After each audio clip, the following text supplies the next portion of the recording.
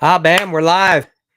Sometimes this live practice takes a few minutes. Let me raise my desk a little bit here, get that camera better in focus. All right, good to have you all. Man, I'm going to tell you, I don't know who enjoys this more, me or those of you that watch the videos, but what is just happening right now in our lifetime? If to be and to be able to experience all of it, it's phenomenal, right? I mean, things are happening at such a fast pace. uh, it's mind-boggling. So I might have shared this on a previous episode, but I got to go have. So normally you would call it a test drive, right? You go and you test drive a vehicle.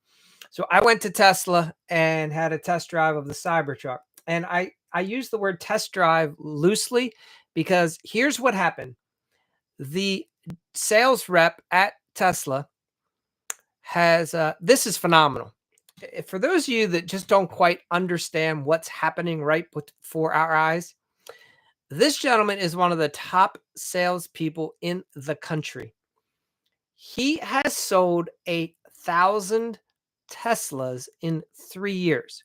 I want you to think about that for a minute. If you know, let's say any of you have know anyone that's in the car business. They've sold used cars, they've sold new cars. You had a neighbor, your cousin, you went and bought a car from a car salesman. Have you ever asked them how many cars they sell a year? I've never met anyone who's sold 1,000 cars in 3 years. So this gentleman works for Tesla and he's sold 1,000 Teslas. Insane. Now, this is the part that's fascinating. And I'm trying to figure out how to make the video on it. It was tricky. Tesla wasn't real big on me videoing a lot of the stuff for whatever reason, I guess private company. But here's what happened. He sits me in the vehicle and has me sit down and goes, "I'm going to send you up to the grocery store." I said, "Perfect." And I said, "So can you show me how to drive?" He goes, "I'm going to show you how to drive so that you can drive yourself back. But the vehicle is going to take you there and you're not going to have to operate it." I want you to think about that for a minute, right? So it's all autonomous, self-driving. And I may have gotten into this before, so bear with me if you've already heard it. But for some of you, it bears repeating, and you probably should hear it a second time. I will say this: if you have been in a Tesla, they don't seem that much different. Electric car, whatever, until you're in a vehicle that has the self-driving mode automated. So in the world of Tesla, things have been changing and evolving, and how you get to have self-driving changes. So, from the way I understand it right now, not a lot of people that buy Teslas purchase the autonomous driving software option. It's expensive, relatively speaking, for some people, right? When you think about what it's doing for you and what it could be saving you, it's cheap. Think about what it would cost to hire someone to drive you around. Now, for some of you, let's just say you spend an hour a day. You drive to work, you drive back. That's an hour each way. So let's say it's 2 hours a day. What else could you be doing if you didn't have to spend all that mental capacity with the driving, right? What else could be happening behind the scenes? We all know that we can't do two things well. So I've been in the technology world for some time. I was got very fortunate. I got to work for Nextel in the early days when it was a two-way radio primarily, and it just started becoming a cellular phone. So this is before the average person had a cell phone. When I graduated from college, I bought a Jeep Cherokee, and I bought it from a lawyer, and it was used, but it was in excellent condition. It came with a car phone, okay, because the lawyer had money and he needed to talk with clients. He would bill the clients. At that point, it was several dollars a minute, plus the $1,000 or more just for the car phone, plus the $500 plus for the install, plus the monthly service. And the coverage wasn't even that great. It didn't even work all the places, but it was on cell one, there was analog, whatever. So there was car phones. And so in my lifetime, this is how quick it's changed. So all of a sudden, cell phones started becoming the thing. Now, I didn't have a cell phone in high school. I didn't have a cell phone in college. But coming out and getting into the workforce, you started seeing a lot of car phones. It was about 3 years after I had been working that cellular phones started to become a thing. Mainly it was executives and business owners. The average person just didn't need it at the time. It wasn't enough other people utilizing it. All right. So Nextel comes onto the scene and they take a two-way antiquated radio that tons of traditional mobile workers, people with fleets and service vehicles, all used, radios and band that kind of airwaves, old FM frequencies and analog frequencies to get their messages across. So they create this digital two-way radio network, and it has what's called like a push to talk, right? So you can send a message back and forth, and then they add cellular service to it.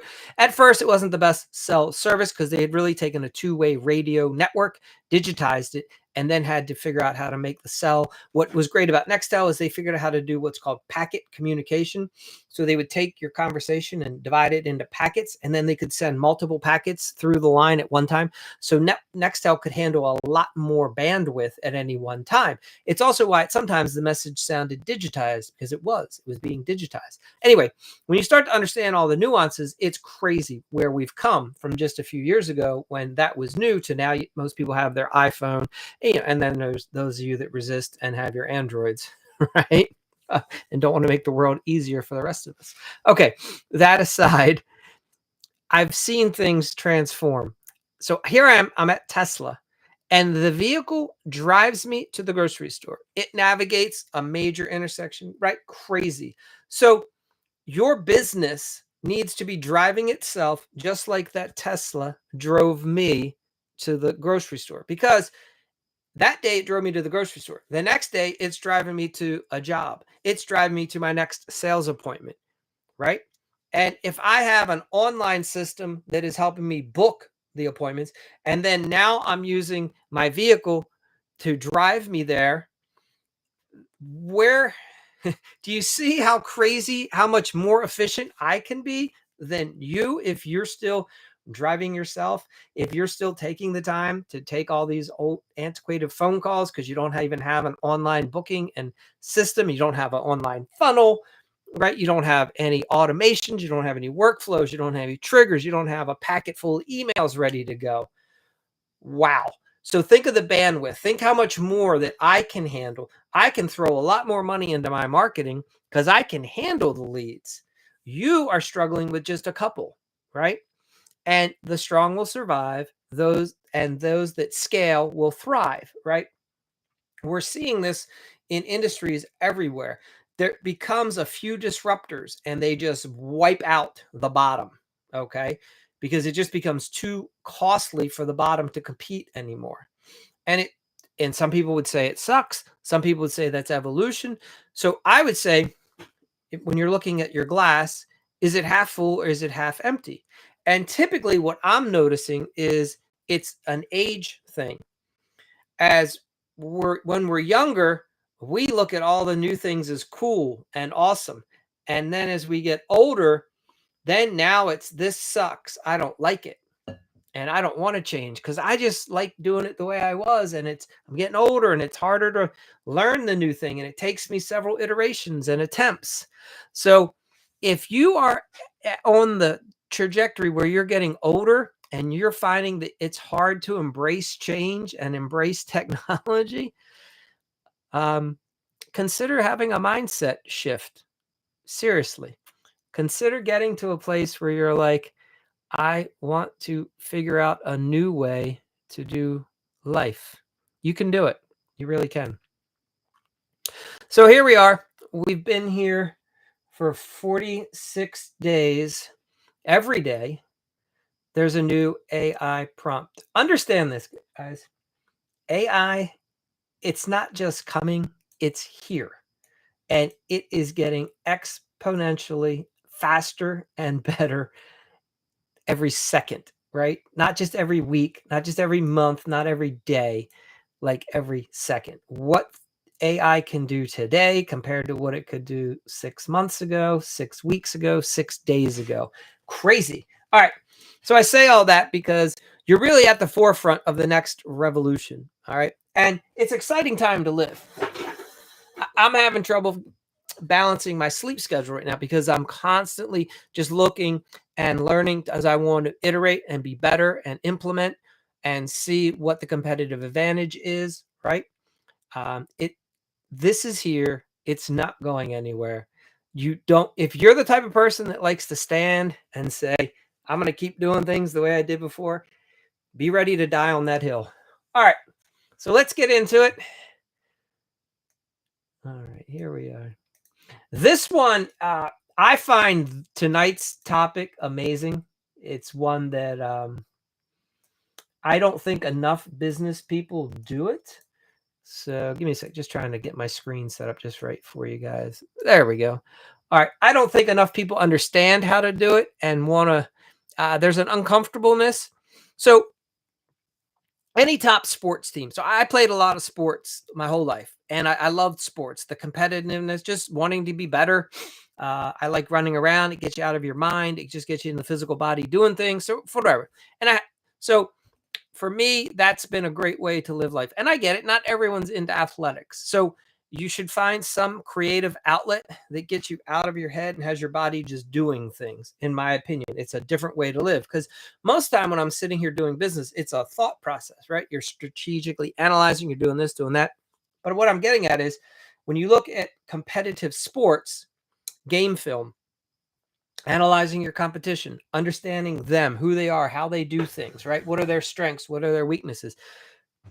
It's imperative if you want to win the game. The more research and the more data you have on your competitor, the more you're aware of their strengths, their weaknesses, their go-to, their MO, and then you can find the chinks in the armor and the ways that you can, beat them and survive yourself, right? Because at the end of the day, somebody's winning. There's always some people like to think that there are no losers, and that's one way to look at things. But at the end of the day, someone is progressing and someone's not. Someone gets the thing, someone doesn't get the thing. Okay. And when you started your business, you wanted to get things. And there's other people that want to get things. And the people that do a better job are the ones that win out. And that's how it's like nature, right? The strong survive. It's why animals evolve over time. They learn to get better defense mechanisms so they can survive. And it keeps reiterating, right? And they develop immunities to this and that. And well, our business, you have to think of your business that way. The first year, you're like a little baby, right? And then you grow and you get bigger and stronger. And then you're the next generation, right? And you've learned that's not going to get me anymore. I've figured that part out, right? And that's how your business goes. All right. So let's get into the competitive battle plan. You're going to outsmart, outplay, outlast your local rivals. So how many of you really ever uncovered your real competition? Have you analyzed their strengths and weaknesses? Have you created a 90-day battle plan that positions you as the obvious market leader? Maybe you have, maybe you haven't. Have you done a phase one? What we do here is we identify the full competitive landscape, right? Harsh reality. Right now, more than ever before, you don't even know who's competing against you. It's not just the big brick and mortar guys, right? Some of you are like, well, I compete against, the Menards, the Home Depot, the Lowe's, or that big design firm, or that big remodeling or contracting company that's been around. What you don't understand right now is there are guys, young kids whose parents were like, son, daughter, don't go into the corporate environment like me and get shafted and lose your, all your benefits and be phased out once you hit 50, have the company sold and the stock plummets, whatever. Now, after years of being told not to go into the trades, you have a whole new generation that can't wait to do things. And partly, here's what's happened. For the last 40 years, people have looked down on doing work, and there are now not as many people that can do it or do it well. And you have young kids that watch their parents not know how to do a thing. Their parents couldn't fix a thing around the house. And when you look at it, it's kind of silly. It's like you own a home, you're an adult, and you don't even know how to do basic maintenance. So when I was growing up, grandparents of mine all had tools and a little toolkit and would do a lot of basic maintenance. This was just part of, I don't want to just say being a man, because women could do it too, but it's this is evolution. You're going to grow up. You're going to own a home. You own a vehicle. You're going to know how to do some routine basic maintenance. And I'm not saying you're replacing a roof, but you did a lot of things. You usually had a ladder, you had a couple hand tools, and you made some repairs around the house. There are people today that would die before they pick up a tool. Like, oh, I can't touch that. I'm not going to repair that. Well, the newest generation that's coming up now looks at that person as if antiquated, ridiculous. You need to learn how to do some things. And the kids today love doing it. And it's become a trend. And it's something that's popular. When these kids, they can create a YouTube channel, Instagram, and they can show their buddies, like, hey, I know how to do woodworking. I learned how to weld, right? I know how to build a deck. I just installed kitchen cabinets, right? And it's like this thing that, like, you are competent, you're able, you can get outside and do something other than hold a phone in your hand, right? So I say all that because right now you have kids that are starting up their contracting business because their parents, and some of their parents are helping them, say, hey, use the garage, put the materials there. Here, let's get you a truck, right? So, and you have some solo contractors that are easily running the business out of their house because they have a competitive, like, computer technology suite, and they can, so they have all the back end business set up, and now they just go find the subs that they need, 1099 guys, whatever, and they just get them out there working, and they orchestrate. If you control the leads and the eyeballs where the customers are going, you control the jobs. If you understand how to market, advertise, attract, position, present, sell, then you learn how to execute. The execution is kind of the easier part, right? You just have to learn how to execute well. You run the business now. The guy who's the best carpenter in town, the fact that the town has turned over so fast and there's all these new people that don't know that he's the guy are going online to book who they think is the guy. And it's not who the guy thinks it is, right? You see what's happening? It's all shifting. As I've said before, you have young kids today that don't use the phone to call anybody. They just book everything online. I have neighbors that order Uber Eats or any of these food deliveries, and it's amazing. Here's what happens. They're at home and they don't want to go get the food, right? Or make the food. So they have it door dashed, Uber, and they have it, and they're home. They don't come out to meet the person. They wait until the person leaves after the person's dropped the food off. And when the person drives off, then they come out and grab the food, or then they come out and get their groceries because they don't want to have the interaction with the person. So think about that for a moment. Here you are, you're sitting there going, well, I've got my nice warehouse. I have an office. I like to meet with people in person. I find that if I meet with them in person, I can do a much better job. What are you going to do when the other person, the person who's buying the service, ain't wanting to meet with you? They just want to order the product and service online. That is what's happening right now.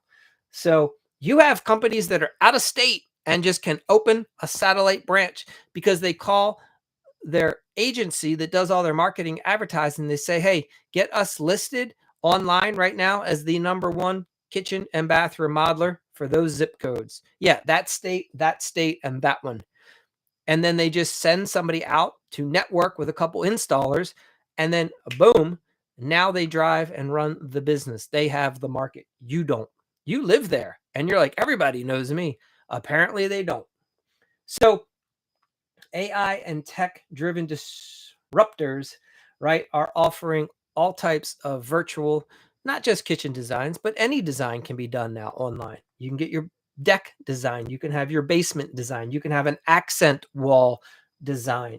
So I'm going to give you some action steps. All right, now this is next level, and I get it. Some of you might feel overwhelmed by this. Take a screenshot and just work at it one step at a time. Okay. So one, you got to conduct a multi-channel search. You need to, for right now, you use Google, and I would suggest you use some AI, but type in the city you operate in, type in your discipline, kitchen remodel, bath remodel, accent wall designer, whatever. And then see what comes up. You want to go into social media and do some local hashtags for your service. Do you even know what hashtags to type in? I mean, really, like, that's where some of you are. You wouldn't even know how to do this. Okay. Understand that every one of these is different. Instagram attracts different users than TikTok, than Facebook, right? I have accounts on multiple channels, and I'm new at a lot of it, and I am shocked at just how different they are. Okay. And there are thousands, millions of people on the different ones. So you got to figure out which one your ideal customer lives in. And then you better get good at that one. And they're changing, right? Do you understand how directories like Houzz, Yelp, Angie, Thumbtack, do you there's another one called Nextdoor. Do you understand how these services even work? Would you even know how to figure out how to start advertising or shopping your competition? A lot of people getting a lot of business from a lot of these different ways. All right, so you want to use some AI assistance. You want to compile your local competitor database, right? So here's what you want to look for. You got to look up who's doing business in my area. Now, addresses might not show up because some of these guys are doing it virtually, but this is what you want to start looking for. Find out who is in your area. Okay. Do they have a showroom? Are they just working out of is it a home office? Whatever. What services do they offer? What is their online presence? You should have a checklist. So when I got started, there was a big company in my area called Welsh Remodelers. Huge. They were the 49th licensed contractor in my state. When I got my license, give me a second here. It's hard to see. I don't have right now, the lighting's not above. So bear with me a second.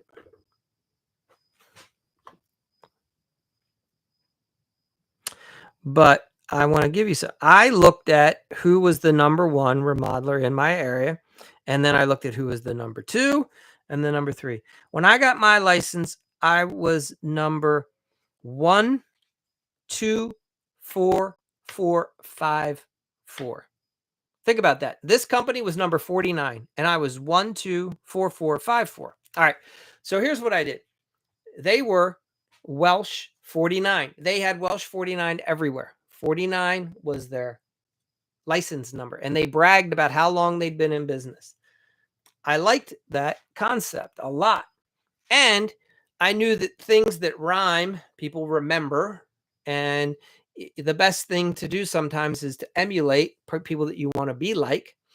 So I also recognized that my target market was born in around the year 1949.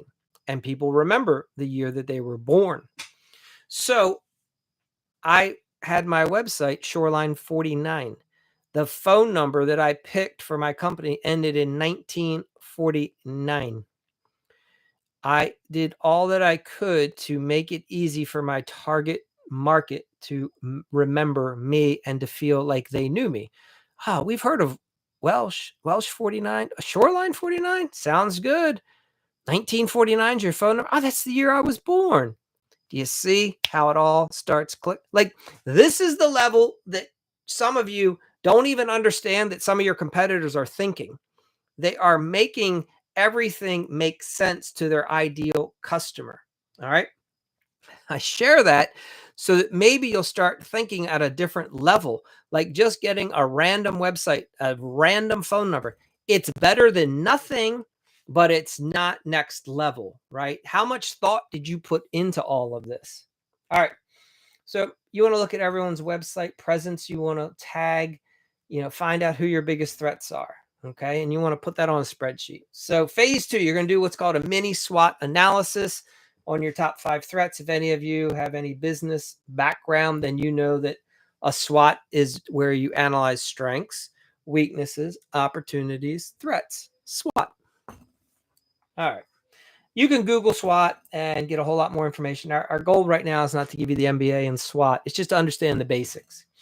So you want to do the AI prompt. So you're going to base it on the competitor's website, their social media. You're going to put all this into the AI machine, right? Strengths, weaknesses, blah, blah, blah.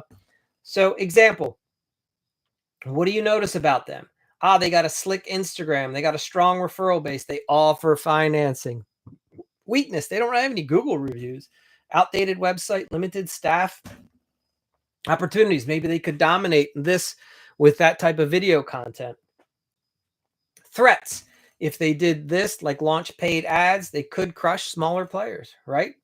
Are you the smaller player that they could crush? Like, ask yourself, what is it that my competition's not doing, but if they did start doing, could potentially hurt me? Be aware of that. So you want to do this for like the top 5 competitors.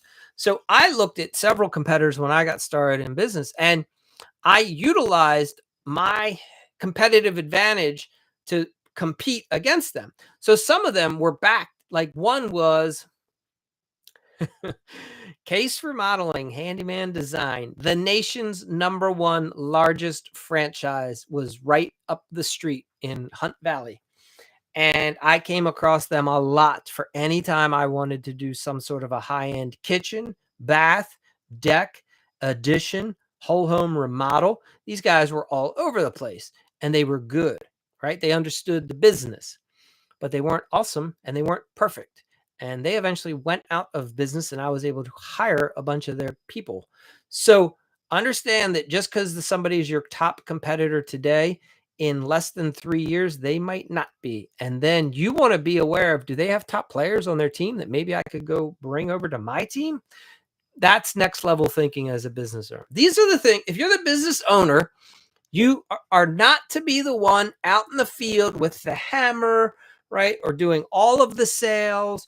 You need to be, somebody in your company needs to be strategizing and plotting and planning and analyzing all the time so that you guys know what you're doing and where you're going and how you're going to get there. All right, phase 3, the reconnaissance, the secret shopping.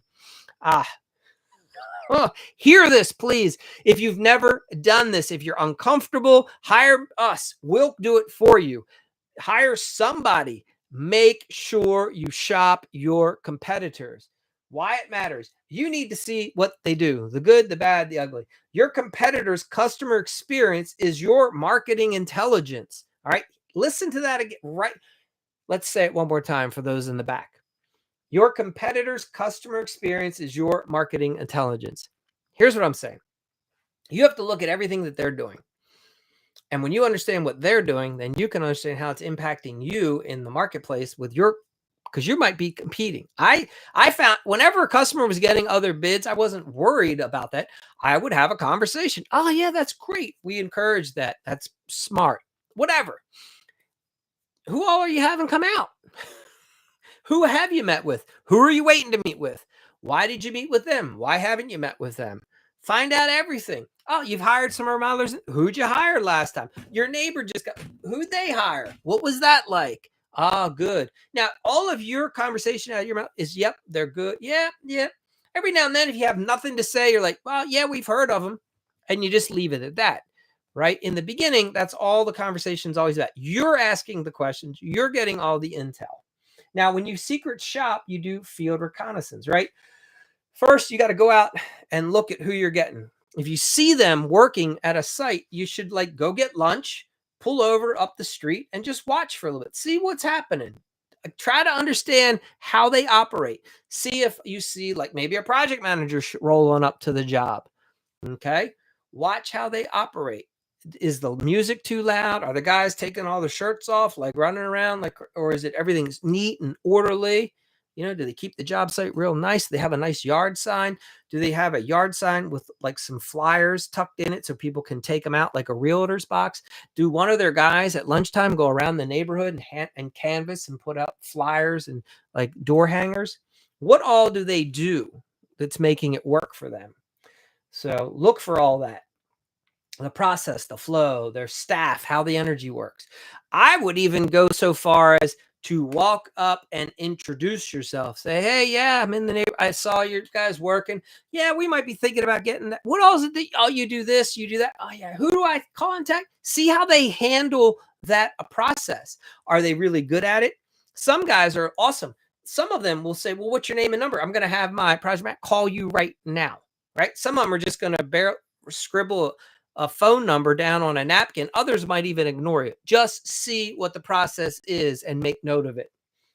So you want to secret shop for the full experience. You want to play as a real customer. Now, if this is uncomfortable for you or whatever, then work with a family member and pay a neighbor, pay a friend to say, hey, I want to have a couple contractors come out and give you bids for a new kitchen. You'll use my phone number, right? You will use your name, whatever. Like figure it out. Hang out at your in-laws' house for a week. Just go over every night at 4 and meet with like 3 different contractors and get some bids. Buy them dinner every night and say it'll be fun. You have to see what their sales process is. You have to understand what your competition does, how they do it, and how it compares to what you're doing. So we figure this stuff out. I loved shopping my competitors. And here's the thing, the ones that weren't good, or the ones that were good, I learned every time from them, right? Mostly what I learned is they're not real good at figuring out who they're even talking to. They just were so eager to come out on the appointment. And I was like, perfect, hook, line, sinker. You know, show me your sales process. Show it all. Let me see how you do everything. Thank you. All right. Because now when I'm on an appointment, I can tailor my sales presentation in a better way because I understand the strengths and the weaknesses. So for instance, when I would go out and someone would tell me, yeah, we have Welsh coming out, I go, oh yeah, they're a good company. They've been around for a long time. Yeah. They got a lot of old guys that, oh yeah, long time. Yep. Yeah. Yeah. No, they do long. They've been around a long time, and people would say, well, I said, yeah, do they? And I would try to find a way to bring, well, I was like, hey, here's how we do it over here. Whatever. You find that way, right? Like, oh, they have that process. How long does it take to get their estimate? Yeah, it's taking them a week. I hear you. Well, they've been doing it that way a long time. And then I'd say, when would you like an estimate? You'd like it tomorrow? Because I have a laptop out in my truck or it's in my bag. And what I'll do, as soon as we're done talking, I'll go write up your estimate. And I'm going to I even had a printer in my truck. I'm going to print that out and bring it right back to you. Like, I understand if what my competition's doing is frustrating them, what am I going to do? I'm going to provide it in a way that works a little bit better. Think about that. All right. So document how they do things. What's their follow-up like, their sales presentation, their quality? What are their pricing, signals, offers? What are the strengths and weaknesses? Phase 4, bring that AI machine, right? Come up with your 90-day competitive battle plan. So here's your AI prompt. You're a remodeling contractor. You're a kitchen bath designer. You're an accent wall builder in blank city. You've identified your top 5 local competitors, and these are their strengths and weaknesses. So you paste the notes into the AI machine and you say, help me craft a 90-day competitive battle plan that positions my company as the obvious choice. Include market moves, service upgrades, quick win offers, social media angles, and metrics to track progress. Boom. Take a screenshot of this. Now, for those of you that stick around this long, God bless you. Here's what you can add. Act as an expert MBA business consultant. What am I not noticing about my competition? What am I misunderstanding about my competitive marketplace? Those are the questions that you want to start asking. Anyway, that's a little bonus for those of you that are still around at the 33-minute mark. This one's gone on a little while. This is gold. I'm telling you, like, this is why people come to people like me or the Remodeling Academy, and they get into our programs and they get hired. That's why people go to masterminds. This is why people hire business consultants and coaches to get this kind of strategy and data and analysis. I can tell you right now, in your marketplace, if there's 10 companies, maybe 1 or 2 have done this or are going to do this. And at the moment, many aren't at all, right? It's rare. And that is the reason why the business failure rate is just so high in an industry where the bar is set so low. All right, guys. So your 90-day marketing plan, right? So you can take a screenshot of this. I'm not going to read it all out to you, but you want to look at the marketing and the brand perspective, right? You want to be faster, cleaner, more professional. Look at the hooks, their offers. Look, if you don't have anything, get a Dan Kennedy marketing book and start understanding marketing. Look at Russell Brunson's marketing. You guys got to start understanding copy, ad copy, hooks, headlines. Again, if you don't want to do all that yourself, you want us to take care of it. That's why you reach out to us. Okay. That's what we're here for. All right. Your content strategy. Gary Vaynerchuk has the thing is called hook, jab. So what he talks about, if you understand what that means, is you give value, you give free free. So like you, for instance, if you are an accent wall company, you're going to let homeowners know how they can choose their color palette. You use the color wheel, you look here to there, right? Show them how the color wheel is set up. Show them how it works. Be that designer. Explain to them how you tackle. Explain to them thirds, how you split up and divide rooms, and how you come up with your creative process. Now, most homeowners don't want to do all this themselves, but they love hearing about how it is done, right? So that is your value. That's the jab, jab, hook, right? You're throwing out the jabs. You're just giving the people, this is how you do it. This is how you build an accent wall. This is how you design your own accent wall. This is how you install it. This is how our guys do it. We come in, we use our laser, we divide things up. We use mass marking tape. We use the green frog tape. That's better. Or we use the blue tape, whatever. And you explain your whole process, and that you're just giving the value. This is how we do it. This is how we pick the paint colors. We look at the trends. This is how we figure out what's the hottest and newest color to go with. Explain all of that. And then you present your offer, which is, hey, we're looking for a few homeowners to provide this service or whatnot. Okay. Those are your hooks. So, guys, when you start figuring this out and you just see, it's just beautiful. It's like being a conductor at an orchestra. So come up with your content strategy, right? You have to show what the competition's hiding. You have to pick apart. So when you're visiting their job sites, you'll make note of things that they don't do well. And when they meet with you, you make note of that. And then you accentuate that you do this really well and they don't. Okay. That's your content. That's your strategy, right? Follow-up systems. So you guys, again, you're probably taking screenshots of this as we go, if you're smart. Phase 5, you execute your 90-day plan with the AI assisted plan. You track weekly. What are your leads? How many have you generated? What's your conversion rate? And what do you notice as your competitor activity shifts? Are you seeing, do you know that you can track your competitors' ads? I mean, do you guys know this? You can go on and you can find their ad campaigns if they're online. All right. Just saying. A real good agency that does your strategy will let you know what your competitors are doing. You have to adapt. You got to double down on what works, and then you rerun. Every quarter you should be looking at this. You should be aware. Day 46 takeaway: most remodelers have no idea who they're even competing against. They're themselves. They're their own worst enemy, right? And that ignorance costs people jobs. But using an AI powered battle plan, understand I'm saying AI a lot because in the past you would have had to come to a person like me or another business consultant to get these marketing plan strategies. Now you can just ask AI to craft that for you. Now, it's only going to be as good as AI is been able to source online. It's still going to be great, and it's only going to get better, right? But as people like myself, I'm putting my content out there, right? So I have marketing plans, business plans. These things cost thousands of dollars to do in the past, right? And I'm giving more and more of that out there. Now, most people still want to come to me for the workshop part and they want to do it. But if you just want the plan, you can get the plan. The plan's only going to be as good as the person that crafted the plan. However, a plan's better than no plan. So we all have to start somewhere. But that's why AI is crazy, because everyone has access to it, right? For over 20 years, I've had expert level marketing plans for remodelers, kitchen companies, bath companies, deck companies, design build companies that I can put out there and show right to my clients. Now, all of a sudden, AI comes around and that's available to everyone. So you'll see me sharing a lot more information because it doesn't do me any good anymore to gatekeep it in a sense.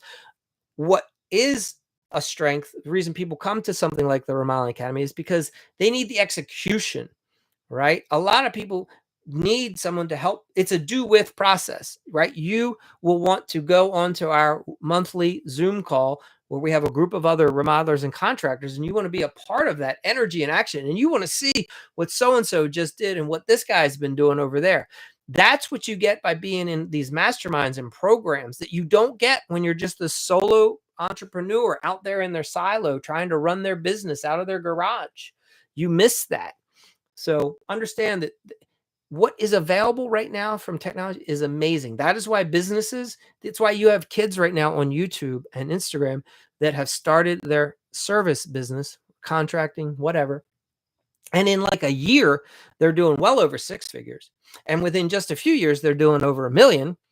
And you're sitting there going, I've been in business like 15 years and I'm having trouble cracking 500,000. I've tried all that. I couldn't figure it out. That's because these kids are embracing systems. So anyway, fail to act and your competitors will keep winning by default. Guys, for those of you that made it this far, congratulations. And there you go. That's like a master level course in understanding competition.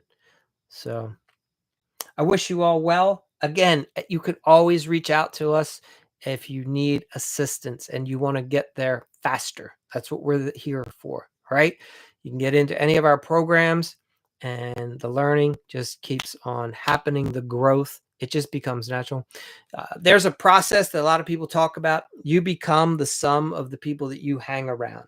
And if you watch this in life, if you tend to hang around people that, let's say, like to smoke and drink, you most likely will smoke and drink.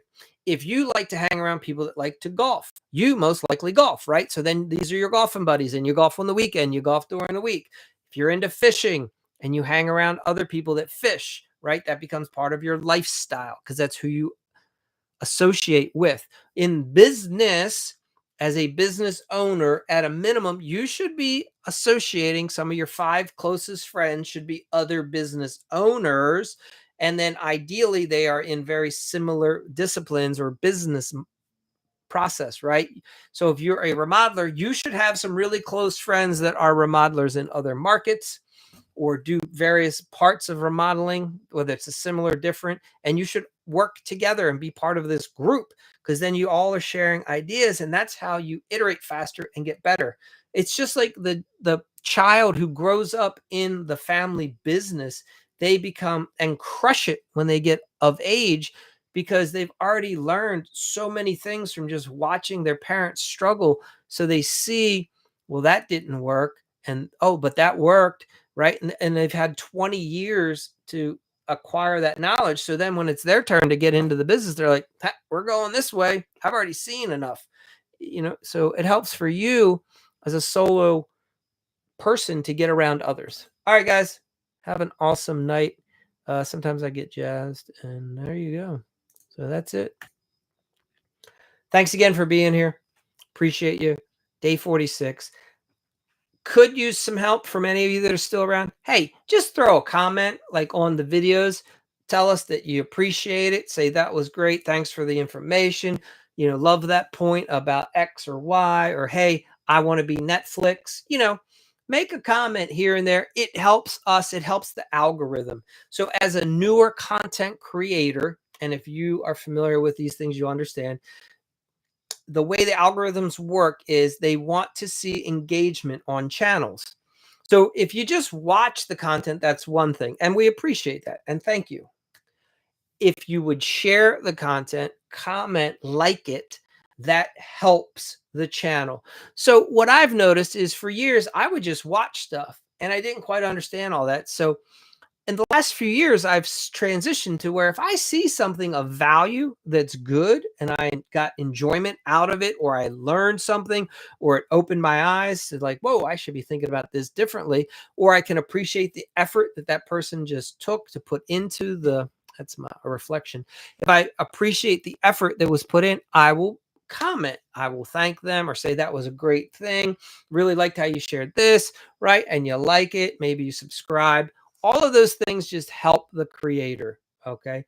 So if you're new to doing that, I would encourage you, think about it from this perspective. So if you're the business owner and you have campaigns online, it's a big circle. So by you getting into the discipline of liking and appreciating content that you consume, hopefully the people that like and consume your content, like your prospects, the people you want to bring into your ecosystem, your business, they'll start liking and commenting on your stuff. And that will help your ads, right? Or your articles or your blog posts or whatever you're running, your videos, your instructional things. it will help you as well. So get comfortable doing for others, and then it gets good doing for you. One other lesson I'll share is, if you want to have good clients, you have to be a good consumer yourself. It's the way the world works. And this is what I'm saying. If you're a cheapskate, if you're always trying to beat up whoever you're buying something from, like, I got to get a deal, like, I don't want to pay full price, that type of energy, if that's what you're putting out into the world, well, what do you think is the type of client that you're going to draw into you? It's going to be a reflection. So now you're going to get the clients that just want to beat you up over your price. And then you're like, whoa, I don't want that. I mean, I want the deal, but I don't want them always beating me up for the deal. So it takes a mindset shift to where you start saying, I want to be a good consumer. I want to be a good customer for the businesses that I patronize. And then that helps me attract and acquire good customers as well. And you'll see a shift when you start being a good patron and a good customer and client. You'll find it much easier to attract that type of a person to your business. Little lessons that I've learned over the years. And anyhow, there you have it. So thank you again for being here. Have an awesome night.